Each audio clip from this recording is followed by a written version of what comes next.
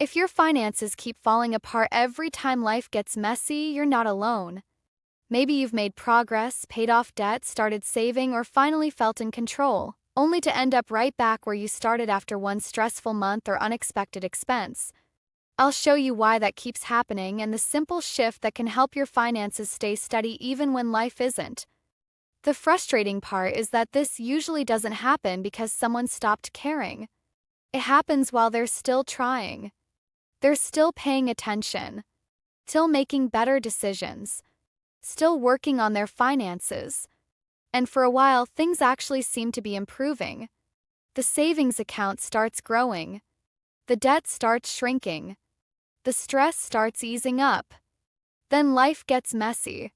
Car repair, a medical bill, a slow month at work, a family emergency. Suddenly all that progress starts slipping away. And after it happens enough times, people start reaching the wrong conclusion. They assume they have a discipline problem. They assume they're bad with money. They assume they just aren't trying hard enough. But if you're always making progress until real life shows up, maybe the problem isn't effort at all. The problem is that most financial systems are designed for your best weeks. The weeks where nothing unexpected happens. The weeks where motivation is high. The weeks where every bill arrives on time and every plan goes exactly the way you expected. That's exactly why so many systems feel successful at first. They're being tested under ideal conditions instead of real ones. But real life doesn't stay in that version for very long.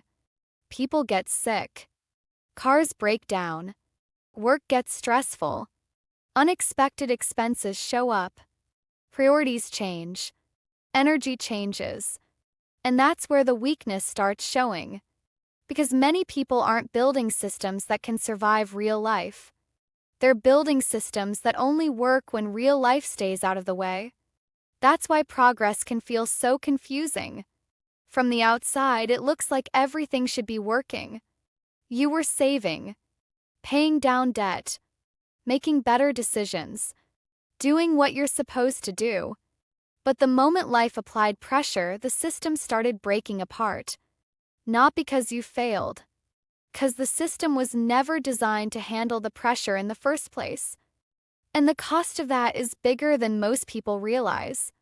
Because every time the system breaks, you don't just lose money. You lose confidence. You start questioning whether your progress was ever real in the first place. You become hesitant to celebrate small wins because part of you expects another setback to be waiting around the corner. After enough resets, people stop trusting their own ability to move forward. Not because they're incapable, because they've been trained to expect collapse.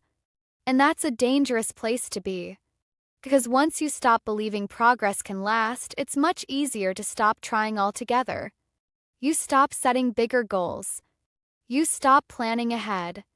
You stop building momentum. Not because you don't care. Because experience keeps teaching you that every step forward eventually turns into 2 steps back. But here's the good news. The solution isn't working harder or becoming more disciplined. In fact, the change that finally made a difference for me was much simpler than that. The shift is realizing that financial control and financial stability are not the same thing. A lot of people focus on control. Controlling spending. Controlling every dollar. Controlling every decision. And there is nothing wrong with that. Problem is that control only works when conditions stay relatively predictable. Stability is different. Stability asks a different question. Not, can this system work when everything goes right? But, can this system survive when things go wrong? That one question changes everything.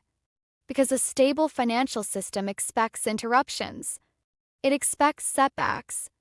It expects unexpected expenses. It expects motivation to come and go.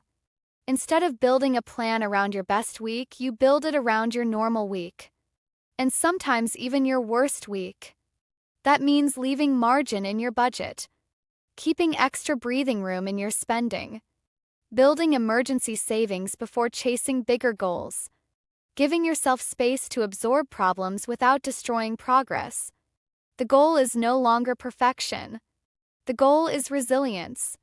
Because when a system is built for real life, a bad month becomes a setback, not a complete reset.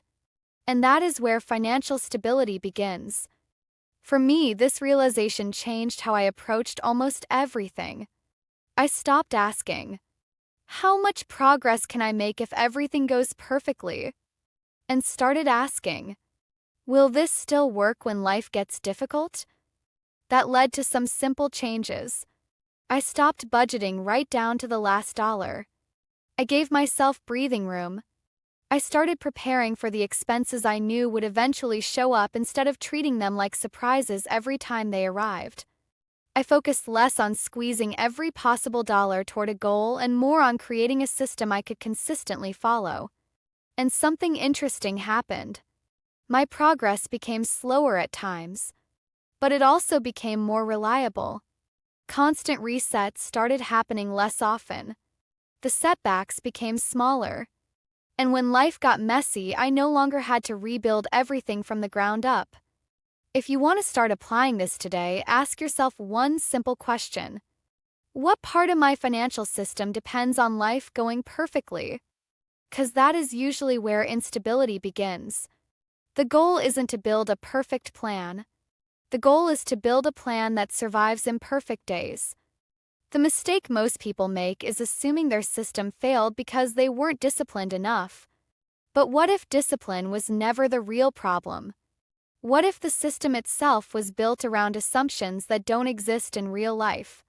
'Cause once you see how most money advice is actually designed, a lot of your past financial struggles start making a lot more sense.